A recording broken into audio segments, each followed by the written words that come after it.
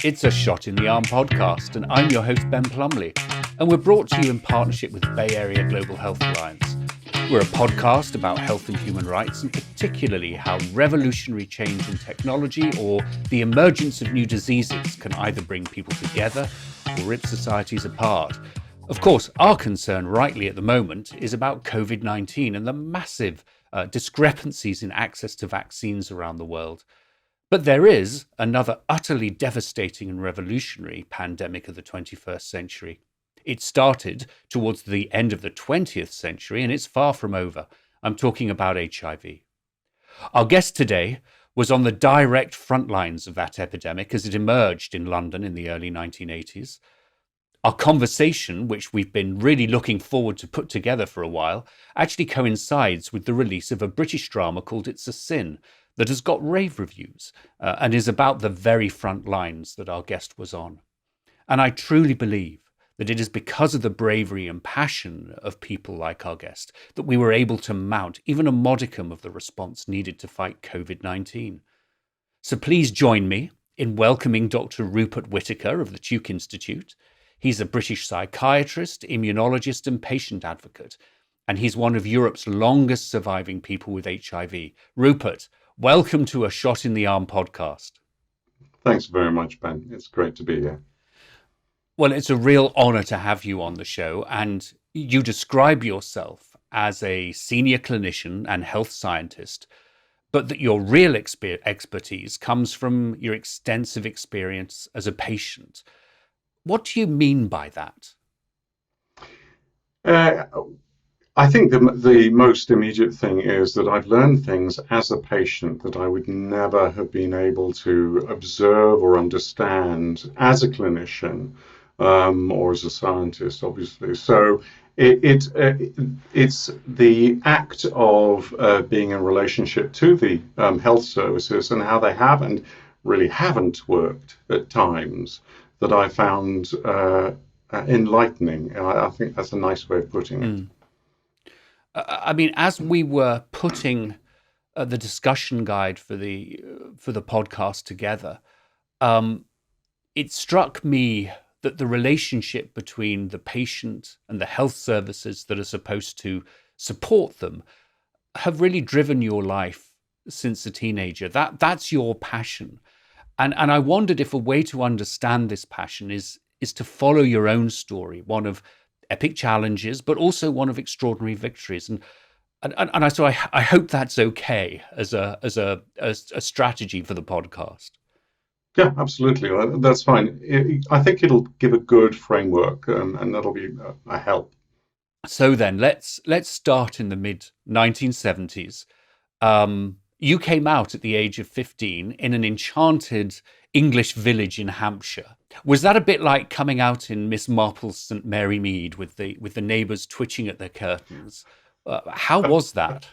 Well, not it was. It was a little bit different. I went to Lord Wandsworth College, which is in Long Sutton. That's a small village in the middle of farming country, really. It's rural Hampshire, and the college itself sits in the centre of 1,200 acres of its own land. And when I was at school, there was one bus a week to the nearest small town, but no bus back. And I'm not quite sure how that worked, but apparently it did. So there weren't really any neighbours, only cows. And so no twitching of net curtains, although that would have been rather interesting if there'd been a few local murders. I could have provided a little list. But it's a public school in English parlance, or a private school in American parlance, and originally was an agricultural college with scholarships for boys from broken homes.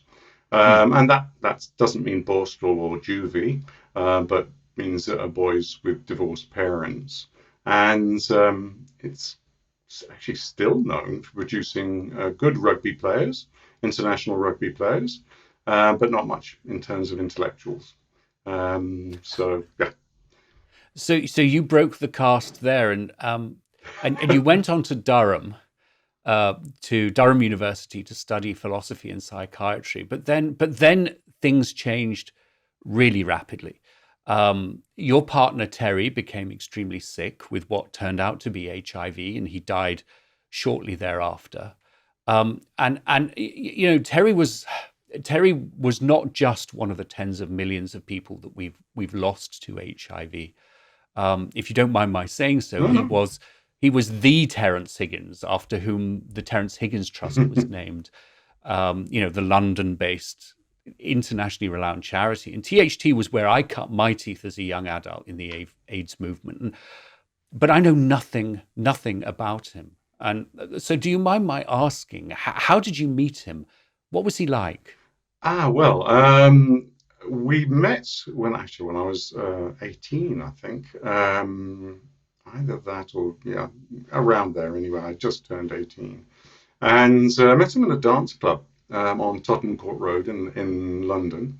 And very simply, at that time, there was a certain look called the clone look. Check shirts, mustache, and short hair. And I saw him. He had the most bizarre way of dancing. It's kind of, his friends called him rubber legs. And it was this, yeah, anyway, it was very strange. So I looked at him, he sort of noticed me, and then we got chatting. And he was, first of all, really nice and kind. Very chilled, laid back, and that was actually a characteristic of him that stayed through our fairly brief relationship before he died. And he didn't really, nothing really ruffled him much, and it was a wonderful thing. And he was an example of his kindness was that he would always be cooking me food, because I didn't know how to sort of, boil an egg. But he wasn't eating himself because he just had no appetite, and he was losing weight. And I was, as a teenager, when you really don't notice anything other than yourself, I noticed that was not right. But he couldn't eat. So there's a little bit of a sort of a quick sketch of him. So Terry died in 1982, but you yourself started to develop what are now clearly AIDS-like symptoms in 1981. What happened there? I had most probably been infected in about 1980. Well, I left school early, and I went to Germany to do a kind of a year between school and university. And I got a job there and ended up moving in with my boss. Yeah, we won't go into that. After that, my guess is that I got infected that way, and I got these symptoms. And then when I came back a year later to the UK, I still wasn't really great. But then I met Terry, and that was fine. But then after Terry died, I also started to sort of go downhill a bit. I lived on the third floor of a building, and I used to have to sort of, walk up one flight and rest, and then walk up another flight and rest, and then the final flight. And I was 19. That wasn't kind of really normal. And they had no idea what was wrong with me. So I was required to move from my first university, Durham, down to London University after the first year and after Terry died. And I mean, it's an odd way of asking this question, but why do you think you didn't die at that point in the early 80s? Yeah, actually, it's a good. I mean, it's a key question in a way. First of all, HIV is a fairly slow developing disease generally, unless you're diagnosed late. And I had only been sort of infected, I think, maybe 3 years, and I think the average latency is about 10 years. So I had some time. And maybe it was about 3 years by that time. And so after my undergraduate degree, also I'd sort of moved to the States, but I saw over the years I saw two people. One is Ted Kapchuk, who's a very famous Chinese or a physician in Chinese medicine, and he gave me these absolutely vile herbs that I had to brew up, and which I did for years. And also then I saw a Tibetan herbalist who was the Dalai Lama's own physician, by any chance. And there's a kind of an interesting story there. The long and the short of it is that it bought me time, but let me just sort of tell you about that experience with the Tibetan physician, because it was all through an interpreter. Mm-hmm. I had to give a urine sample, and he felt my pulses, and he sipped my urine, which I was quite shocked about, and then he felt my pulses, and the interpreter said, "Please take off your right sock. He wants to look at the fourth toe." And that was the toe I had a deep fungal infection on. Right. And he could apparently tell it from my pulses, in my wrist. And that was one of the things that's like, I think there might be a bit more to Tibetan medicine that I knew of. But I think the long and the short of it is that it bought me time. The problem is that about 12 years after I was first infected, I was then raped and reinfected with a very different, it seems to be a far more virulent strain. Before that happened, I had 1,000 T cells. Yeah. 1,000 CD4 cells, rather. And within 3 months, I had less than 90. And so it's then a question of, okay, all that saved time was now lost. Yeah. Because of a reinfection through the most unimaginary circumstances. But can I take you back to then 1982, when you and a small group of others came together, I think in a bar in, was it the Vauxhall Tavern, or was it over in the East End? I can't remember. It was the London Apprentice. The London Apprentice over in the East End. And we tended to meet there. Yeah, and you formed a small community group using Terry's name that became the Terrence Higgins Trust. Did you have any sense then that what you were creating was going to be transformative?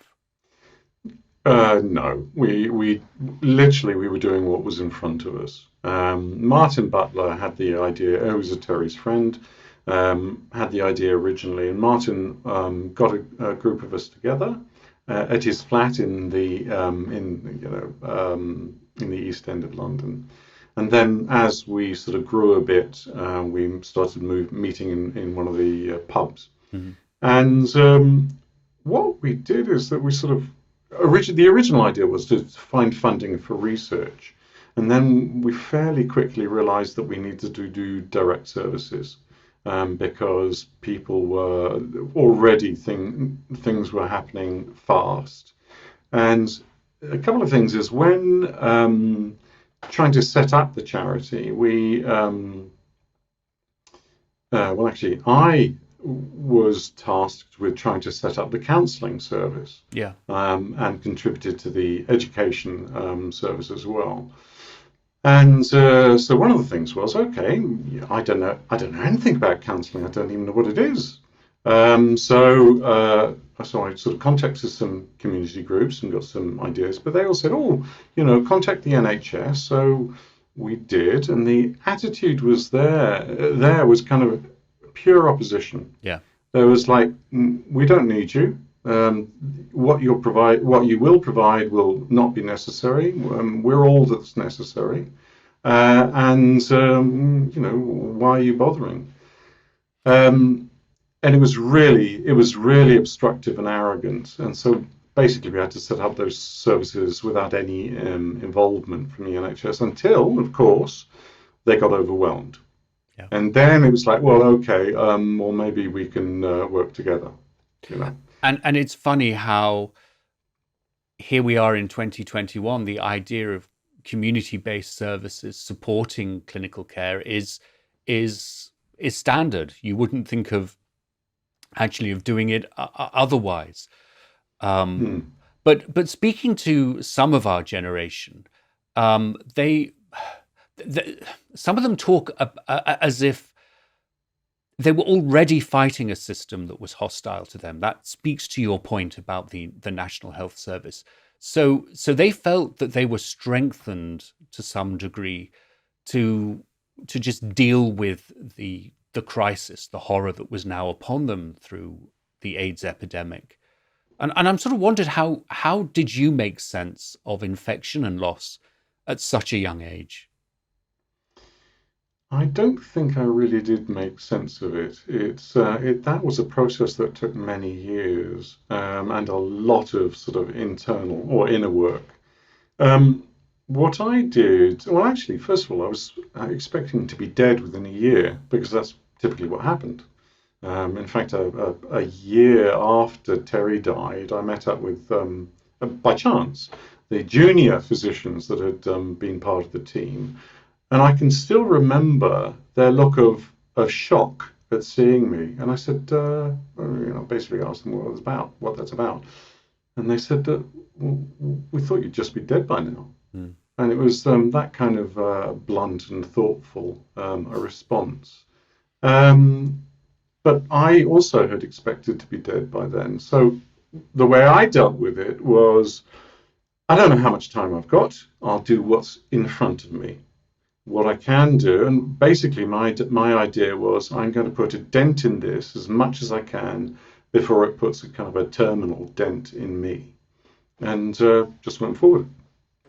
So Rupert, after um, this near death experience, you start developing a career in medical research, and you develop you get postdoctoral fellowships from Tufts, from Michigan, from UCSF. Now that's quite rare in a medical career.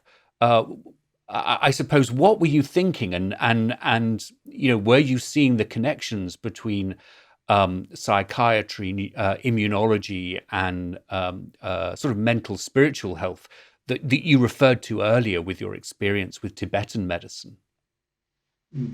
I was actually interested in it, but that was a sort of very much a personal interest.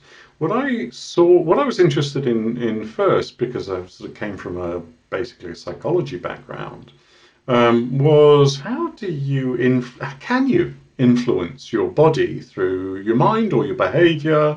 And of course, yes, you can, because your behavior includes everything, including not just your thinking, but what you eat, exercise, etc. So yeah, of course, you can influence your health and body through behavior. But I was also interested in how, and that was looking at what are the mechanisms in the brain in particular that regulate those systems, and what's the overlap with the systems that regulate, such as awareness, intentionality, emotions in particular, and the interaction between cognition and emotion.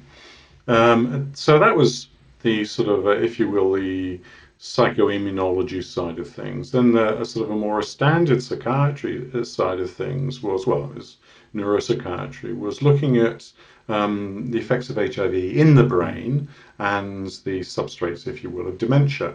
Or neurocognitive deficits in HIV. So I did some of that work too, and the area that I focused on was on cytokines, which are soluble messengers that are shared between the immune system and the brain many times, and how they talk to each other. So that's kind of where I was coming to from this. But as a fairly lowly researcher, you don't get the chance or the choice really to choose what you Mm. do.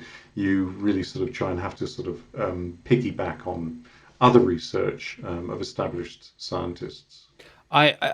This strikes me as so horrific, but also um, your your push into research sort of snaps you back into reality. Because in 1993, you had a stroke, and that had a devastating cognitive, communications, visual, mobility, a whole set of effects on you. Um, Again, you refused to die, and you had years of rehabilitation. um, I, you know, it's not so much a question of how did you keep going, but given this background, given this understanding of the brain, the body, the spirit, how did you reclaim your life over such a long period of time that followed? It's yeah, that is a tough question to answer all in all. But I mean, the stroke was unrelated to HIV. It was going to happen at some point anyway because it was something. It was a defect that I was born with. But I had the stroke, and yes, I kind of did refuse to die because I was found on the floor of my cabin about 4 days later by a friend who just happened to be sort of passing by. And anyway, so and also I got misdiagnosed at first. It was sinusitis, not quite. So, but once I'd actually got a proper diagnosis, I'd had brain surgery, which left me with epilepsy. I still am partially sighted. But I had to really start again from scratch in many ways. But I was really lucky in the neurologist I had, Joel Reiter in Northern California. He was a sympathetic, or rather compassionate, open-minded man. And he really helped me. The biggest thing that he did was to point me to some EEG training. So basically, you learn to use your behavior to control your body. In this instance, it was using your mind to control certain brain waves. Just explain to us what EEG is. So the brain, as part of its function, produces electricity or electrical waveforms of various types, and they are in various frequencies, if you will. And EEG is the measurement of that. It's electroencephalography. Now, what you can do is you can train parts of your brain or parts of those frequencies to be stronger, to occur in certain situations. And what happens when you induce a certain type of frequency is that you develop a very clear focus, complete calm. There are some similarities here with fairly intense meditation practices, which I had already been doing in any case. But what it also does is it inhibits seizures. So I learned how to sort of evoke, if you will, those specific brain frequencies through behaviors, through practice. It took quite a long time to get them right, but eventually it meant I could go off medication for epilepsy. I could function.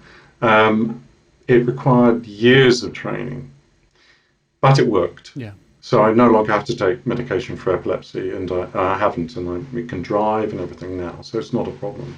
I mean, epilepsy was the biggest problem for me in many ways. And then I guess sometime in the mid-2000s, you came off the epilepsy medicine, but you were still obviously very much on your HIV meds. And you found that they were affecting some of the stroke-related brain injuries that you had. And here again, the medical establishment gives you 6 months to live. But if I understand this correctly, the solution really was to just tweak the HIV medicines that you have. Can you talk a bit about that and what happened? Well, I'd been on HIV meds since AZT came out, and I think that a little bit of a background to this is that I'd lost so many friends to AIDS, and I was super adherent. I mean, I had 8 years of explosive diarrhea every day, and I just, you say tough, you get on with it, because the alternative is dying. Yeah. So this particular thing happened. It was a neuropsychiatric and a neuromuscular disorder, and it left me with a type of psychosis, and with me dragging my legs, and I had to hold onto a wall to get around. I lost about an eighth of my body weight in a couple of weeks, and I was already at 10% body fat, so I didn't have much to lose. So they gave me 6 months to live, and switched one of the medications from Sustiva to another one in the same class. So the psychosis resolved, great. The neuromuscular problem didn't.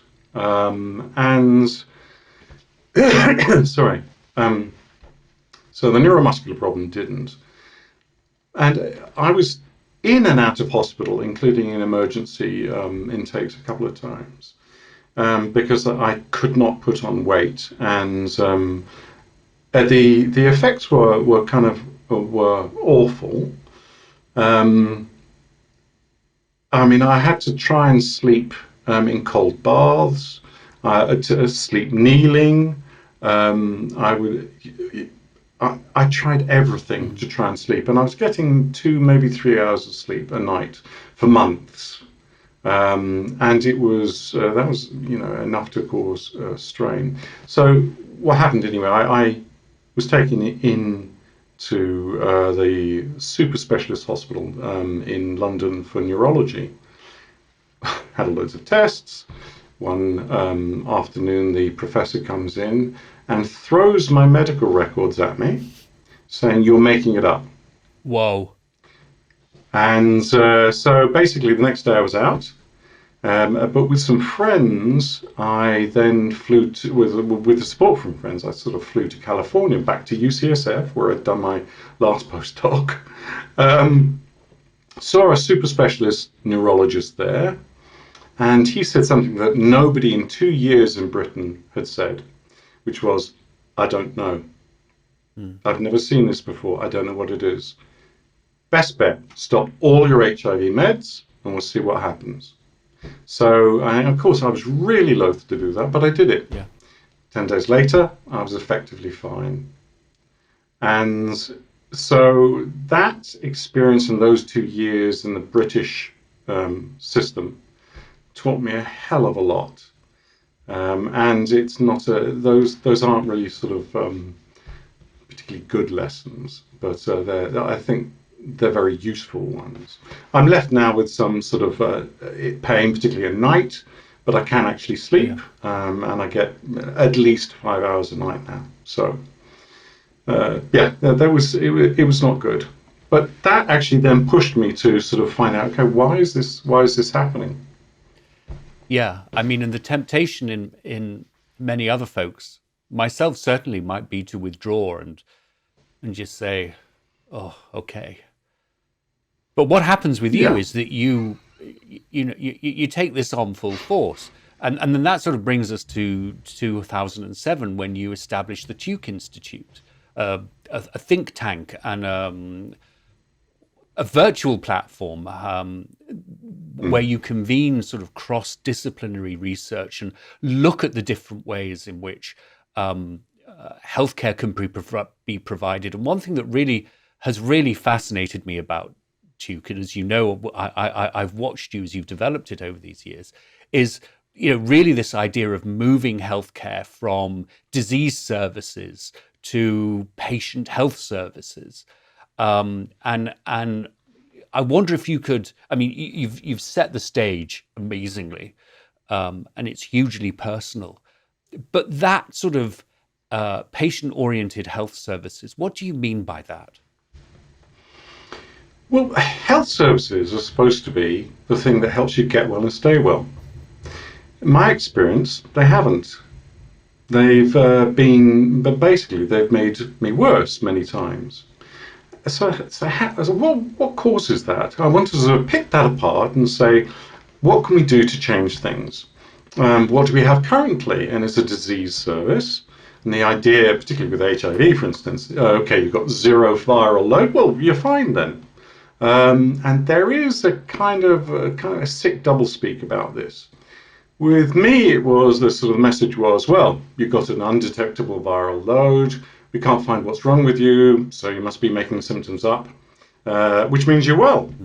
Even though you have to rely on a food bank because you can't feed yourself because you're too ill, but you've lost so much weight, can't walk properly, can't sleep, can't get a job. You've got complex PTSD from the sort of the whole experience of AIDS and recurrent depression. But then again, those things aren't what proper medicine deals with anyway. So really, when it comes down to it, you're well. And that was this sort of bizarre situation. It was a surreal situation that I had. And I remember one of the last things I said, okay, I need a referral to a clinical psychologist to start unpicking this. And the quote was, okay, well, I'll refer you to one of the girls. And oh my God, disrespectful on so many fronts. Oh my God. Yeah. But what it is, in Britain at least, is this what I call physician-centered medicine. Mm-hmm. And it comes down to that medicine is what physicians do, and only physicians do. Anything else is very much secondary. It's what the chairman of the government advisory group on AIDS calls window dressing. I asked him, I said, okay, so HIV is a behaviorally driven pandemic. So, and just now you're getting non-physicians on the board after 25 years. So why is that? He said it's window dressing. And that is the problem. That it comes down to what a lot of people call, well, not all of it, but a large chunk of it is this medical model.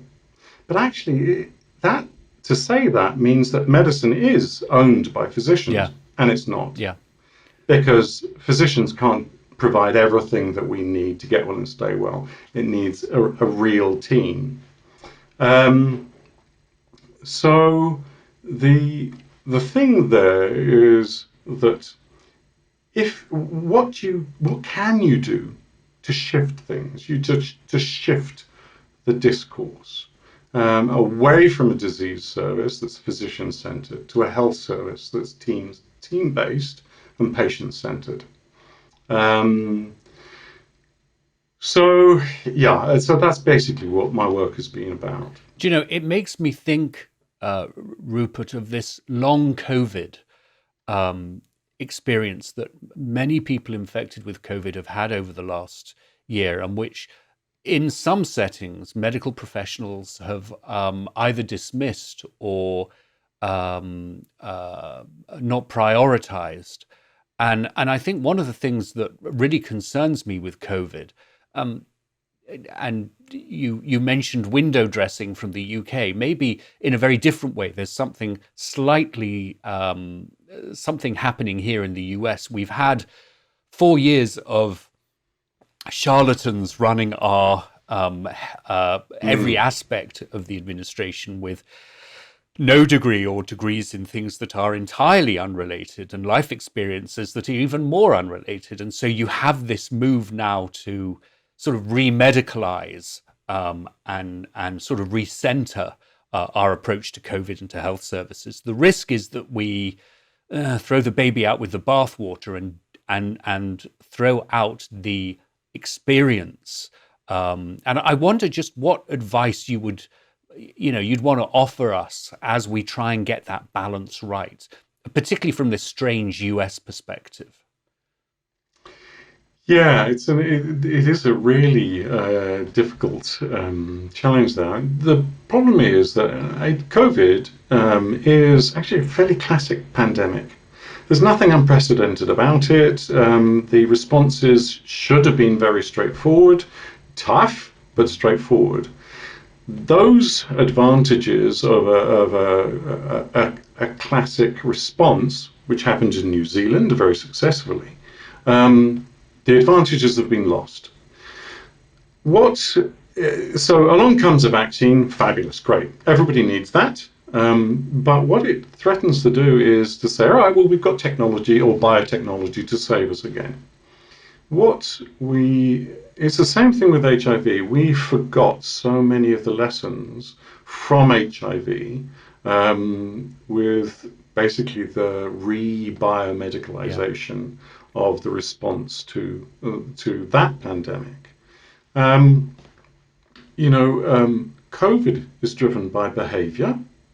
HIV is driven by behavior, social behavior, mixing. Okay, part of that is necessary. Sex is necessary. How do you navigate that? How do you negotiate the difficulties? Sort of encouraging people to use masks is actually not that different from encouraging men to use condoms. Right. Yeah. But it's pretty difficult. Yeah. So how do you do it? And how do you get people to puncture denialism? How do you prevent denialism from occurring? So these are all lessons that we should have learned. And in fact, during HIV, we did learn and seem to have forgotten them. Yeah. And that's part of what I was talking about before, which is this, it's got to be physical, mental, and social approach. And one of the interesting things with HIV, particularly, and there's a parallel with COVID, I think, is once the biotechnology in the form of pharmaceuticals came in '96, people stopped dying, the community was pushed out of the clinics. Yeah. We went back to the old physician-centered model, which is actually, there's nothing you offer us. So, because we've got everything now, we've got the pills, people aren't dying, so that's it, great. No viral load, then they're well. And we forgot all those lessons. One of the really interesting things, though, now in 2020, as we face a new pandemic, is the role of technology. I mean, I was thinking one of the first things that I was doing with the Terrence Higgins Trust was part of this group that was pissing off primary care physicians or general practitioners, as we call them, by faxing them every Friday the latest information on clinical research. And of course, it would just completely eat up their fax machine and prevent them from doing anything. But here we are in 2021, and we've got technology. We've got telehealth. We have electronic medical records. And I know a priority for Tuke, for you, is to enhance the better use of technology. And it's really interesting to me that your priorities are sometimes similar, but not entirely the same as, say, a Silicon Valley startup seeking to disrupt the healthcare market. Nonetheless, you're pretty cutting edge, real-time patient monitoring, clinical effectiveness, clinician effectiveness. And it really interests me, the emphasis that you put on informed consent right across the spectrum. And I wonder if you could talk about that and how that might disrupt the healthcare model. Yes, what I did once I had sort of unpacked what's going on with these basically the system of medicine, saying, okay, these are all the things that are really not working for patients. Okay, so what do you do? And what it came down to is that you have to take the discourse away from physician-centered medicine, which means that you have mostly to take away the forms of measurement of success. Now, one of the interesting things in COVID is that, especially long COVID, is that the symptoms of that research has been led by patients. Yeah. They've got together to make a list and include people and say, okay, this is what the story is. And they're not letting that go. Now, so that relates to one of the pieces of software that I've envisaged. In fact, it's a suite of software, but the primary one, and the very first one, I think should be under Commons license. The latter ones could rely on it, but they, would be, commercial perhaps. So it's getting the right data and having the public own it. So it's a patient not reporting on, say, a 10-point scale of quality of life, but in sort of terms that make sense for the patient. So the patient reports into her smartphone Yeah. that she can't pick up her kids up today from school because of pain. And she's having to pay someone else to do it, even though she can't hold down a job at the moment and is coping less and less. Okay, there's no tech currently that to measure that, but it's actually not that difficult. And what it all the ingredients are there from, except the scientific skills of matching natural language with the relevant taxonomy, which is actually a WHO taxonomy. And using that, you can get patients with outputs saying, great, yeah, lovely, that treatment you've given me for the last 6 months, it's done nothing. Look, here's my output from my digital tech. And what you can do then is that you can start to audit performance, clinical effectiveness. You can see, okay, that clinic over there is doing a great job. It's and most likely it would be nurse-led, biopsychosocial, etc., and it looks to deal with the whole person. Compared to that clinic over there, which actually isn't really doing well, and we can look at why. So you can then break down that, and you can report on those audits publicly. Another thing is a different form of tech is open records. Yeah. So that patients can write in their own medical records, and you can be very sure that if that had been in place when I was in the Institute of Neurology, that professor would not have thrown my medical records at me. Yeah. Because in real time, I could say, he's just thrown my medical records at me, and then file a complaint. Yeah. And there's a way then of creating an evidence trail.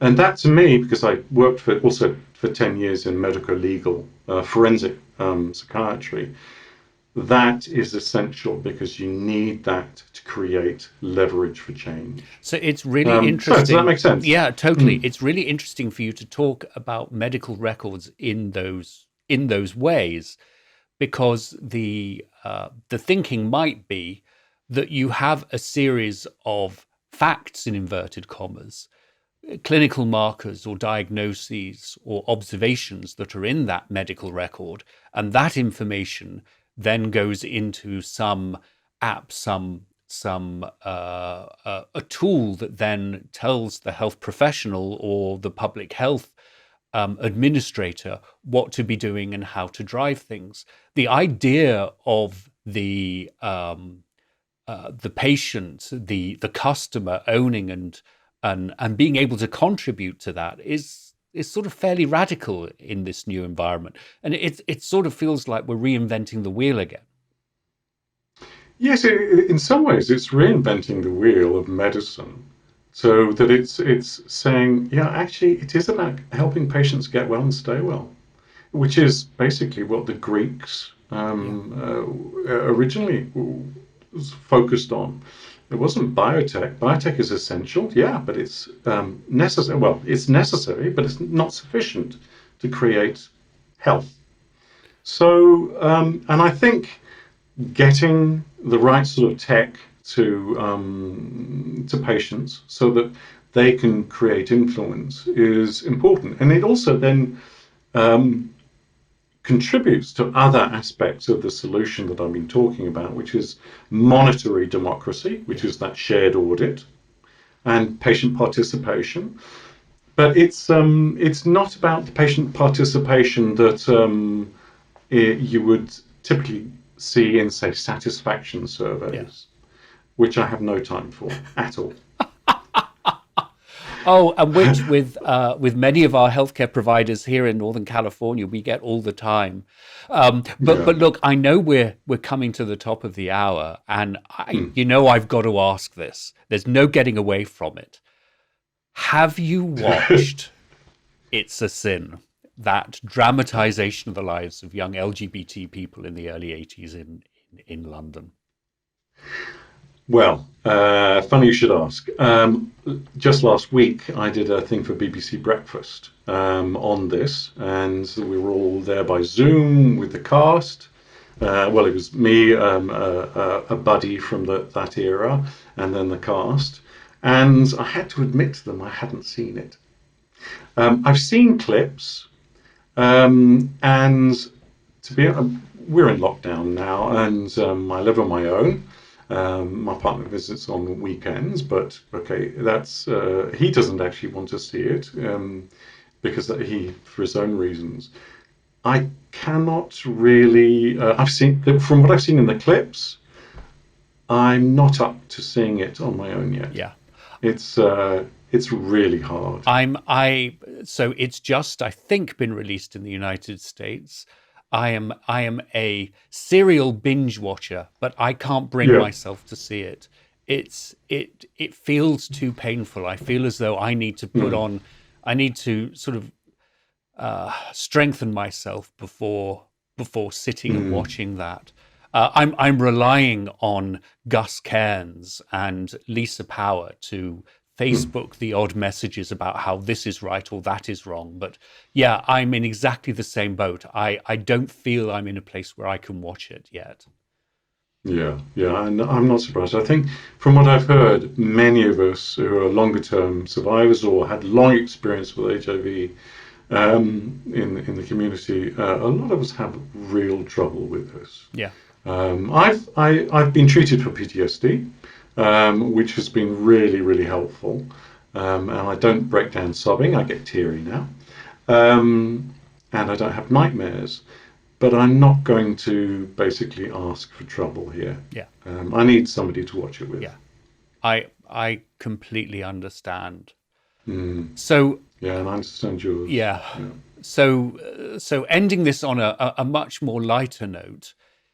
Here you are. You're in lockdown in the UK. We call it shelter in place here in Northern California. How are you? Any tips for our viewers and audience? What are you doing to stay sane? Any other shows that you binge watch or books that you're reading? Well, I'm really not the best model for this at all. I tend to work and intersperse various. I run a fair deal. Now that the neuromuscular thing is resolved, I don't have a problem with running.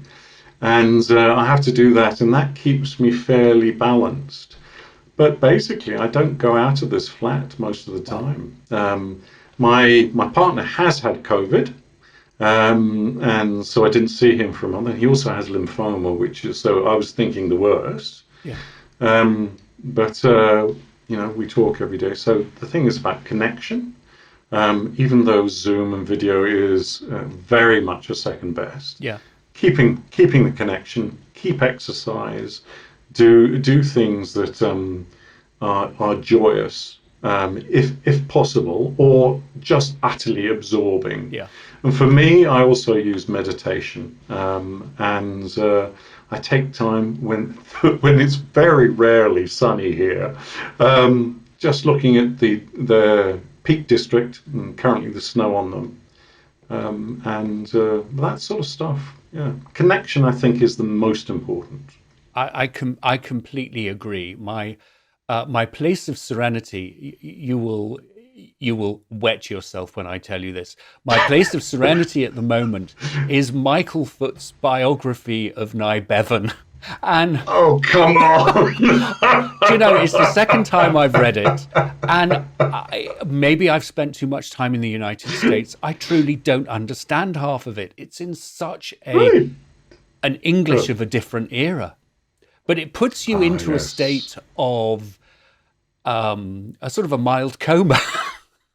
I think that helps. It's that numbing, detachment. Yeah. I think we can all use that in a healthy way. In a healthy way, exactly. During this process. Well, look, Rupert, we've come to the end of this podcast. What our viewers and our listeners won't know is the technical challenges that we've had getting this done, and so I'm hugely grateful to you for your patience. Dr. Rupert Whitaker, you are a shot in the arm.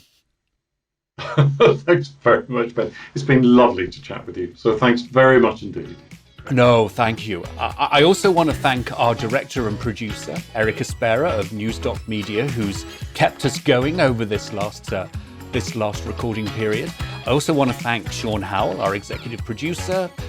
Thanks to Sarah Anderson of the Bay Area Global Health Alliance, and of course to Brian Ragas, our program manager. And finally, a huge thanks to you. If you have any questions or suggestions about this or any other of our shows, don't hesitate to contact us through Facebook or Twitter at Shot Arm Podcast. So we would love it if you give us 5 stars on Apple Podcasts. Leave us a review. It'll help spread the word. Have a great week and a safe week, everyone.